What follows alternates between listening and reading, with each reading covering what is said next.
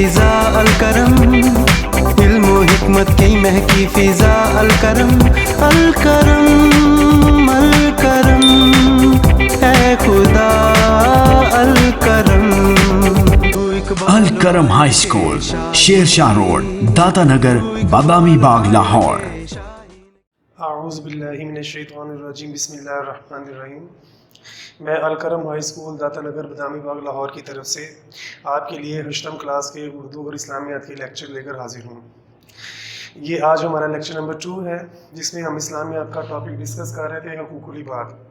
اس میں بیٹے پہلے ہم نے ڈسکس کیا تھا یتیموں کے حقوق، اور اس کے بعد دوسرا ٹاپک ہمارا جو ہے وہ حقوق العباد کا بیواؤں کے حقوق کے بارے میں جو ہے وہ ہے۔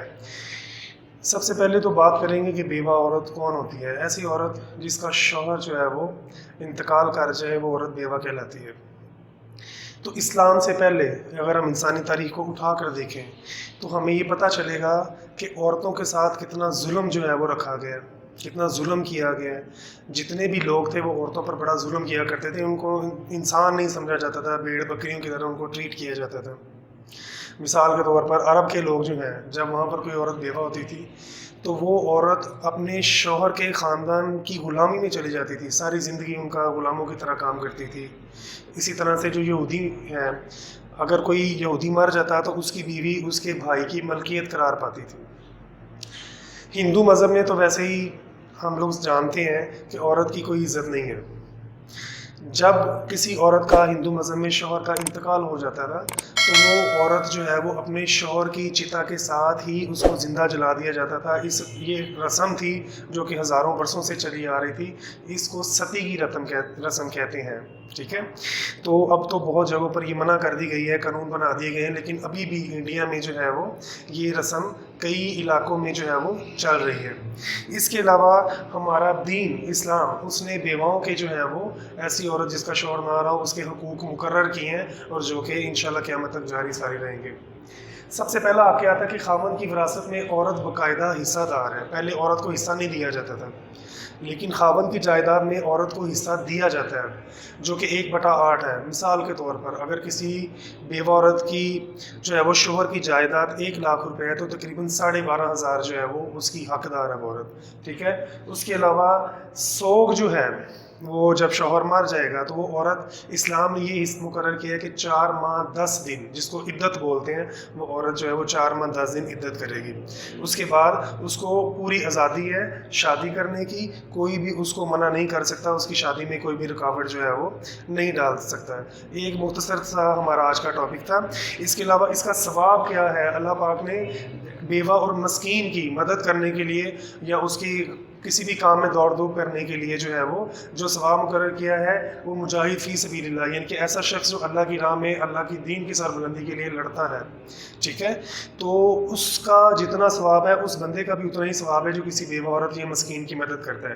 یا دن بھر ہم لوگ روزہ رکھتے ہیں، ٹھیک ہے، تو اس کا جتنا ثواب ہے اس بندے کا بھی اتنا ہی ثواب ہے۔ اس کے علاوہ رات بھر عبادت کرتے رہیں آپ، اللہ کے حضور کھڑے رہیں، سجدے کریں، نوافل پڑھیں، تو جتنا ثواب آپ کو ملے گا اتنا ہی ثواب اس شخص کو دیا جائے گا جو کہ کسی بیوہ یا مسکین کی مدد کرے گا۔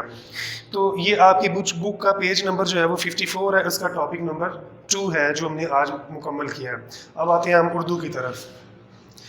لاسٹ لیکچر میں ہم نے اردو کا چیپٹر نمبر 17 پڑھا تھا، آج ہم چیپٹر نمبر 18 پڑھیں گے، اور چیپٹر نمبر 18 جو ہے اس کا نام ہے تفریح کی اہمیت۔ اس کے بارے میں تھوڑا سا میں آپ کو خلاصہ بتاؤں گا، باقی آپ بک سے پڑھیں گے۔ جو میننگ آپ کو نہیں سمجھ میں آئے گی یا جو نہیں پتہ چلے گا آپ کمنٹ میں لکھ دیجیے گا، آپ کو جو ہے وہ اس کا معنی بتا دیا جائے گا۔ ایسا کام جس کو کرنے سے انسان کو سکھ ملتا ہو، راحت ملتی ہو، خوشی ملتی ہو، اس کو ہم لوگ تفریح بولتے ہیں۔ ویسے تو تفریح کے لیے بے شمار الفاظ جو ہیں وہ استعمال کیے جاتے ہیں، لیکن میننگ سب کا ایک ہی ہے، ٹھیک ہے۔ تو مثال لیتے ہیں طالب علم کی۔ ایک طالب علم لگاتار 6 دن پڑھائی کرتا ہے، گھر کے کام کرتا ہے، اس کے علاوہ 6 دن کے بعد 7ویں دن اگر وہ اپنے بہن بھائیوں کے ساتھ یا دوستوں کے ساتھ جو ہے وہ کسی تفریحی مقام پر چلا جاتا ہے، تو وہاں پر کھلی فضا دیکھ کر، درخت دیکھ کر، پھول دیکھ کر اس کی طبیعت جو ہے وہ شاش بشاش ہو جاتی ہے، تو وہ اپنے آپ کو اگلے دنوں میں کام کرنے کے لیے جو ہے وہ تیار کر لیتا ہے، ٹھیک ہے۔ اس کے علاوہ تفریح جو ہے اس سے انسان کی اکتاہٹ ختم ہو جاتی ہے، بندہ فریش اپنے آپ کو فیل کرنا شروع ہو جاتا ہے۔ جانور جو ہیں وہ جسمانی محنت کرتے ہیں، جبکہ انسان کو دماغ سے بھی کام کرنا پڑتا ہے، دماغی محنت بھی کرنی پڑتی ہے، تو انسان کو تفریح کی زیادہ ضرورت ہے۔ تفریح کا خالی مقصد جو ہے وہ سیر سپاٹا نہیں ہے کہ کہیں چلے گئے کسی پبلک پلیس پر یا کسی پارک میں آپ لوگ گھومنے کے لیے۔ آپ جو کھیل کود کرتے ہیں یا ورزش کرتے ہیں وہ بھی تفریح کا ہی ایک حصہ ہے۔ اس سے انسان کا جسم جو ہے وہ ایک تو فٹ رہتا ہے۔ ورزش کے فائدے آپ نے پڑھے ہوئے ہیں کہ ورزش کا کیا کیا فائدہ آتا ہے، کہ بیمار انسان اللہ تعالیٰ کی نعمتوں سے جو ہے وہ لطف اندوز نہیں ہو سکتا۔ ایک صحت مند تندرست انسان ہی اللہ کی نعمتوں سے لطف اٹھا سکتا ہے۔ بہت سارے لوگ اپنے ذوق اور اپنے شوق کے حساب سے اپنی طبیعت کے حوالے سے تفریح کرتے ہیں۔ مثال کے طور پر کچھ لوگ جو ہیں وہ ٹینس کھیلتے ہیں شام کو، حالانکہ ٹینس ایک تھکا دینے والا کام ہے، لیکن وہ ٹینس کھیلتے ہیں، تو پھر بھی ان کو ٹینس کھیلنے سے فریش ہو جاتے ہیں، تفریح ان کی ہو جاتی ہے۔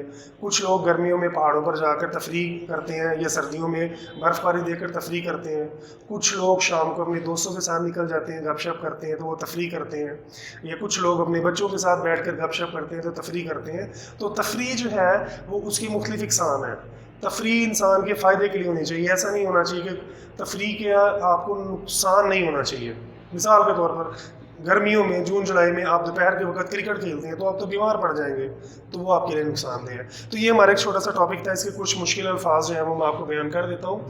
سکھ، آرام، بیزاری، اکتاہٹ، پزمردگی، مرجھایا ہوا، اعصاب، پٹھے، بدنی، جسمانی، متعین، مقرر، گپ، ادھر ادھر کی باتیں، ملاپ، ملنا، مزاج، طبیعت، مضر، نقصان دہ، اور گریز، بچنا۔ اب ہم آئیں گے اس کی ایکسرسائز کی طرف، جو کہ آپ کی بکس کے پیج نمبر 111 پر یعنی کہ 111 پر آتی ہے۔ اس کا سب سے پہلے سوال ہے جی، تفریح کی اہمیت کے مطابق درج ذیل سوالات کے مختصر جواب لکھیں۔ تفریح کے کیا معنی ہیں؟ تفریح کے معنی آپ کو پتہ ہے کہ ایسا کام جو انسان کی طبیعت کو شاش بشاش کر دے اور انسان اس میں راحت محسوس کرتا ہو، وہ تفریح ہے، ٹھیک ہے۔ اس کے علاوہ کھلی فضا میں جانے سے کیا ہوتا ہے؟ کھلی فضا میں جانے سے کیا ہوتا ہے جی؟ گھٹن سے نجات ملتی ہے، دل کو خوشی ہوتی ہے، دل کو سکون کا اور فرحت کا احساس ہوتا ہے۔ کوسچن نمبر 3 ہے جی، آپ کا مسلسل کام کرتے رہنے کا کیا اثر ہوتا ہے؟ مسلسل کام کرتے رہنے سے انسان کی طبیعت آوازار ہو جاتی ہے، تھکاوٹ ہو جاتی ہے، طبیعت میں بیزاری آ جاتی ہے، ٹھیک ہے۔ کوسچن نمبر 4 ہے جی، حیوانوں سے بہت زیادہ کام لیں گے تو کیا ہوگا؟